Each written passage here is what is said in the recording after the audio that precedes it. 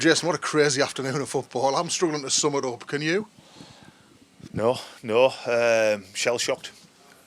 After all the effort the volunteers and the supporters put in, we emphasise that before the game. We need to make sure that we reward them. First 15 minutes, I thought we were all right. We're on top. We had a couple of chances. Blackie maybe should have shot with his left foot where we were in. Shanksy got down the side, and then after that we had a horrific 10 minutes where every time they went forward, looked was going to score. First goal was carbon copy of goals that we've conceded up here too many times. Sloppy, comes across the face of the ball and bobbles in the back of the net. And then what you're asking for from the team is a reaction, and we didn't get that. And that was disappointing, because for 10 minutes we were just lost all belief, all shape, which was disappointing. And listen, at half time you've got to regroup. The game was gone. I said at half time to the boys, I said, look, you're playing for pride. We need to make a couple of changes. It was damage limitation at first, you know what I mean? But then once you get your first goal, and it was a great free kick, but it came out with nothing, because we weren't really creating a great deal, I don't think, until then. But football has a habit, doesn't it? The momentum suddenly swings, and you've got a scruffy second goal from a corner. Blackie, I think he got it in with his knee or whatever. And then we've got an unbelievable third with great ball in from John and the big fella. Listen, he's not pleasing on the eye, but he's an asset to us. And when you haven't got one of the best strikers in the league in Glenn Taylor, you need that plan B. And he did exactly what we asked of him. He does everything what he says on the tin, isn't he? He's a big handful up there. And when the ball goes up, you're just waiting for him to get on the end of it, and he did. And delighted for him, because he's come here with a real point to prove. But after that, I just want the ref to blow the whistle and say that'll do us. I'd have took that, but then it was like a basketball match. We were in the ascendancy, but we were very eager, and then we left Halls, and I mean they've hit the post, and Dan Langley's pulled off an unbelievable save. I mean, for a neutral, if they're here, they've certainly got the money's worth and some more. From a manager, if we'd have said before the Chorley game you'd have took 7 points, I'd have snapped your hands off. But I wouldn't have done it the way we've done it, and that's not. There's no easy teams in this league, and they were a real threat at what they do.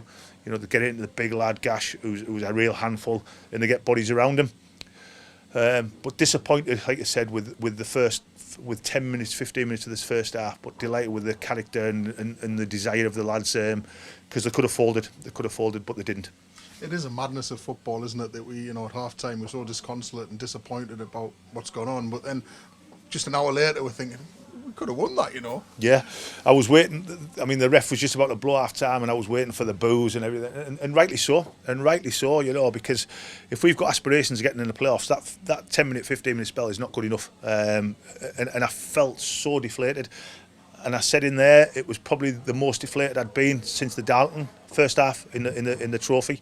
That's where it was, and we haven't been like that lately. We've shown so much character, so much togetherness, and we had that. We went out there and hopefully not put the first half to bed, because we'll look at that and look at the flaws that there were certainly definitely flaws, and in the second half. But we can. We go in the clubhouse now with our heads held high a little bit, because the comeback was certainly something special. And if we'd have got the fourth, it'd have been party time. The robot would have been out. In terms of we've got a free week now. In terms of no midweek game, is that welcome given the schedule it's been recently, just to have the build up, because it's going to be another tough game down at Kings Lynn next week? Without a doubt, yeah, without a doubt. I mean, like you said, Glenn's a miss with his leg, but we've been on the road. Boston Tuesday night, lads didn't get in until 2:30, 3 o'clock. We couldn't train Thursday because of the training ground was closed. So is it a blessing that you don't train Thursday, but when you're 3-0 down, it's not? You think, well, we should have trained. It's all them ifs and buts. Should we have kept the same side that won on Tuesday? But it's a learning curve, and the lads did deserve it. But I think the subs at half time, did they make a difference? I think on the reflection of the result, they did. But the lads who were there in the first half certainly made amends for the first half performance. And it's it sends a message that we've done that quite a few times. We've gone a goal down and come back and two, but 3 goals, it takes a lot. It takes a lot of character to do that, and especially at this level. And we've done we've done that. So we take the positives, but we certainly don't brush over the carpet. Brush under the carpet the flaws which were evident today. And just finally, Glenn Taylor did miss today. It was the first game in the league that he's missed all season. Is he likely to be available next week, do we know? Hope so.